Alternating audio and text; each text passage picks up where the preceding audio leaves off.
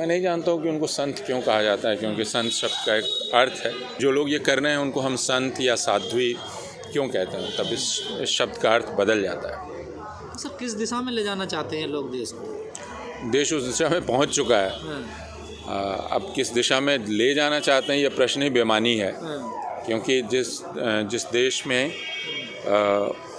एक मोरबी का पुल ढह जाए, उसमें 135-150 लोग मारे जाएं और उसके बाद उसी शासक दल का विधायक वहाँ भारी बहुमत से जीत जाए, तब उस देश के बारे में सोचना ही व्यर्थ है और पूछना ही व्यर्थ है कि वो किस दिशा में जा रहा है। लेकिन सर आपने शाहरुख खान जी का जिक्र किया, लेकिन कहा जा रहा है दीपिका जेएनयू गई थी इसलिए भी विरोध है। बिल्कुल, दीपिका पादुकोण का भी विरोध है, क्योंकि दीपिका जेएनयू गई थी और मध्य प्रदेश के मंत्री ने कहा कि वे टुकड़े टुकड़े गैंग के सदस्य हैं।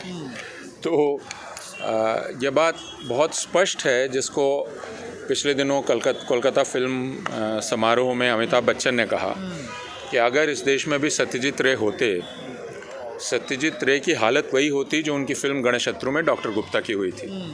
इसका मतलब इस देश में डॉक्टर गुप्ता की तरह सच बोलने पर आपकी ज़िंदगी हराम कर दी जाएगी। ये अमिताभ बच्चन कह रहा है और कोई नहीं कह रहा है, और अमिताभ बच्चन को इस सरकार का समर्थक माना जाता रहा है, लेकिन वे कह रहे हैं कि सत्यजीत रे जैसी महान शख्सियत की हालत आज इस देश में उन्हीं के फिल्म के डॉक्टर गुप्ता की तरह हो जाती। तो हम उस जगह पहुंच चुके हैं जिसमें शाहरुख खान इशारा कर रहे हैं कि दरअसल नफ़रत फ़ायदेमंद हो गई है, व्यावसायिक तरीके से फ़ायदेमंद है, राजनीतिक तरीके से फ़ायदेमंद है, और वो हम लोगों को एक दूसरे से बांट रही है।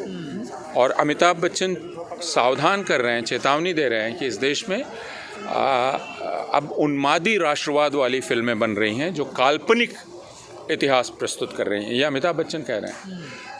तो बात बहुत साफ है, हम सारे लोगों को दिख रही है।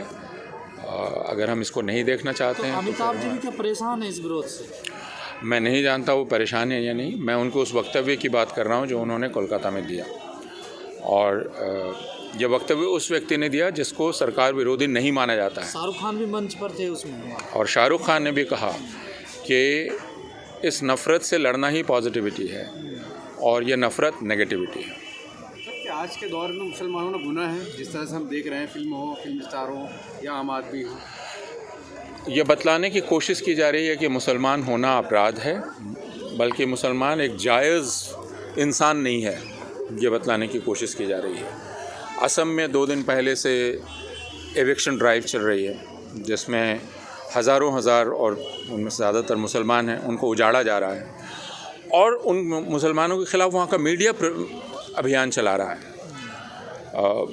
तो मुसलमान चाहे एक गरीब किसान हो जो असम में किसी तरह से अपना गुजारा करता है, या शाहरुख खान जैसी सेलिब्रिटी हो, या आमिर खान हो, मुसलमान को ये बतलाया जा रहा है कि आपको हक़ नहीं है, एक इंसान का हक़।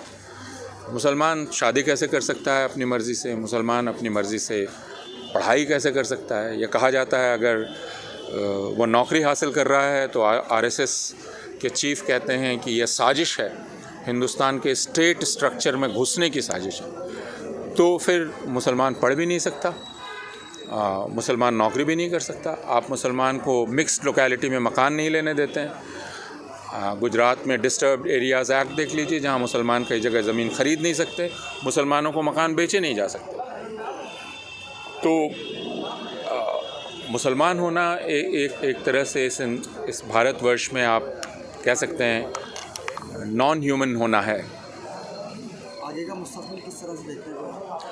आगे का मुस्तकबिल वो है, मैं शाहरुख खान की ही बात दोहराऊंगा, वो संघर्ष का है, यह बतलाने का है कि आपने बहुत कोशिश की लेकिन हम मरे नहीं हैं। यहाँ भी आज जो बातें आपने सुनी, जामिया के तलबा की बात सुनी, अलीगढ़ मुस्लिम यूनिवर्सिटी के स्टूडेंट की बात सुनी, उन पर जो जुल्म हुआ 3 साल पहले, उसके बाद कोई खड़ा नहीं हो सकेगा, लेकिन वे खड़े थे, वे बोल रहे थे।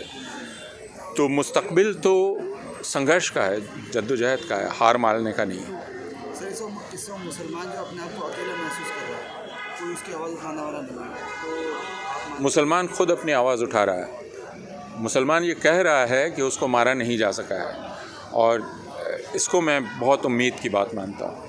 लेकिन क्या आपको लगता है कि कहीं ना कहीं हिंदू कम्युनिटी को भी, जो सेकुलर हैं, उनको भी खुलकर मुसलमानों के साथ आना और बिल्कुल, उनको अगर अपनी इंसानियत साबित करनी है तो उनको मुसलमानों के साथ खड़े होना होगा, सारे राजनीतिक दलों को खड़ा होना होगा, उनको हकला कर और अप्रत्यक्ष रूप से इनडायरेक्टली बात न करके साफ साफ बात करनी होगी। अपनी जनता को बताना पड़ेगा कि यह कोई सभ्य तरीका नहीं है जीने का, ये कोई सभ्य मुल्क नहीं है जिसमें आप अपने जो दूसरे नागरिक हैं उनके साथ इस तरह का बर्ताव होने देते हैं, उसकी इजाज़त देते हैं। फिर दुनिया में आपको कहीं भी इज़्ज़त की निगाह से नहीं देखा जाएगा। लेकिन सर, जैसे आपने कहा, व्यवसाय के लिए एक फ़ायदा है ये जो नफरत है। बिल्कुल, ये यह साजिश तो नहीं है सर? आप इसे साजिश माने या न माने, साजिश में ऐसा लगता है कि कोई चीज़ छिपी हुई है। ये तो खुलेआम हो रहा है, जो कुछ भी हो रहा है खुलेआम हो रहा है। प्रधानमंत्री खुलेआम भाषण देते हैं, प्रधानमंत्री जाकर खुलेआम भाषण देते हैं, गृह मंत्री खुलेआम भाषण देते हैं कि 2002 में हमने सबक सिखा दिया। कोई भी चीज़ छिपी हुई नहीं है, हर चीज़ बहुत ही खुली हुई है।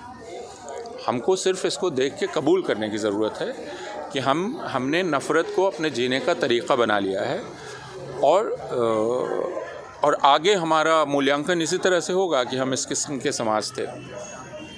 ठीक है सर। अगर आपने अभी तक हमारा चैनल सब्सक्राइब नहीं किया है तो सब्सक्राइब करें और घंटी का बटन बिल्कुल भी दबाना ना भूलें, ताकि सभी लेटेस्ट खबरें पहुंच सकें आप पे सबसे पहले।